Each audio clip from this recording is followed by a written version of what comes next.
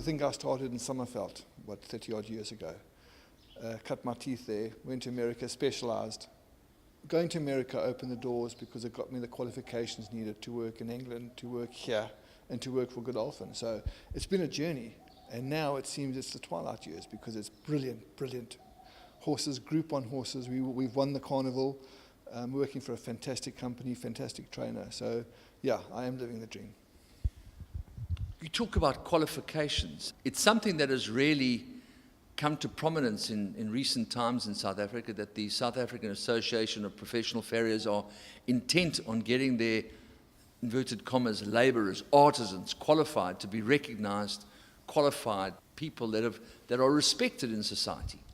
Well, yes, I think, especially in the farrier industry now, you cannot work in England, the United Kingdom, without a qualification. It's the register. You have to be part of the register. And the only way you can do that now is either through the American CJF, they call it, or England now, sending someone over to South Africa, I think, in the next month to do it's called a DIPW, the Diploma of the Worshipful Company of Farriers. And spearheaded by Robbie Miller. He has been, I promise you, what he's done for South African farriers is absolutely amazing, because he has just non-stop petitioned to make them into better farriers. And he's done that. And kudos to him for that. So much so that a guy like Tom Runnels, who's got vast experience and has worked here for some time, is even going back to South Africa to get that qualification. Absolutely. Because once he's got that, you've got it for life. And then you can work anywhere in the world and be proud of what you've achieved. The art of shoeing horses is the second oldest profession known to humankind. And it seems to have accelerated in its evolution process markedly in the last few years, with particular regard to less is more. I've got to thank Mark and De Kock for that, and also Declan, because they pioneered barefoot training in Dubai. I've been following suit now the last couple of years, and I've seen huge results. In my opinion, it makes a big, big difference. When you start shoeing a horse on a regular basis, the foot does degrade.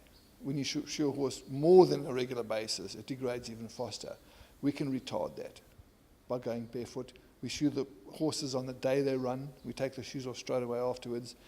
There's no peripheral loading on the shoe. The horse's foot, the mechanics of the foot come back to itself. The depth of the foot comes back to itself. And there's just nothing that I know, shoeing-wise, that can do that as quickly. Right. The first thing that occurs to me is that when the horse is walking around barefoot, so to speak, the environment in which it lives is critical. Over here, you have euphoria. It's perfect for us. We've got no tarmac. It's sand, dirt, and grass. And a horse is a product of its environment. So you create the environment, you will have the product.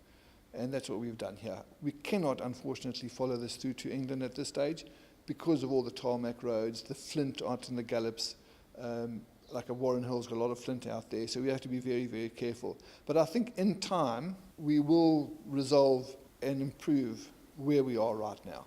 I think a detachable horseshoe, where we could take it off and the horse goes out like tack, and we can put it on as a tack, I think that would be the future. It's going to take a lot of development, but I think we've made a start on that now.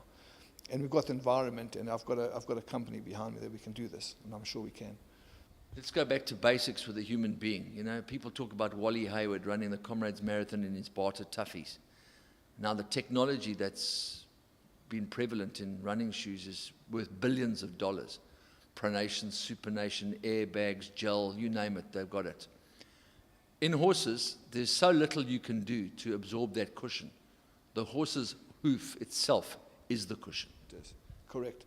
The blood vessels on the horse's foot take the concussion out, and they are the instrumental in doing that. It's the movement that does that.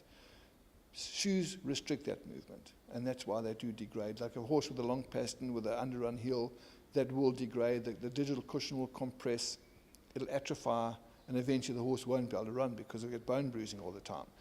If we can keep that horse and stop that from happening, I think we'll have horses that can stay sounder longer. And I think that's the key here, is to make horses faster, sounder, longer.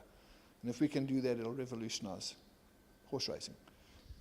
Okay, finally, you've got 90% of your salary for Dubai paid into your account. They've kept back 10%, and that 10% you have to put on one horse each way on the Dubai World Cup night. Which horse is it going to be? Frontier's Man. As an each way bet, I would say Frontier's Man in the Gold Cup. At 10-1, I think he's a bargain. He's a potential. He has the potential with his breeding. I think he still hasn't reached his full potential yet. Maybe I'm probably pulling at straws there, but if he does reach his full potential, we've got a very, very good racehorse in our hands. So you'll be happy with 1-2, the stable companion. Fantastic. Rare Rhythm is a favourite of mine as well. Unfortunately, when you work with the horses, they become more, you're partial to them through their nature than they are through their ability. So I have to be very careful about that.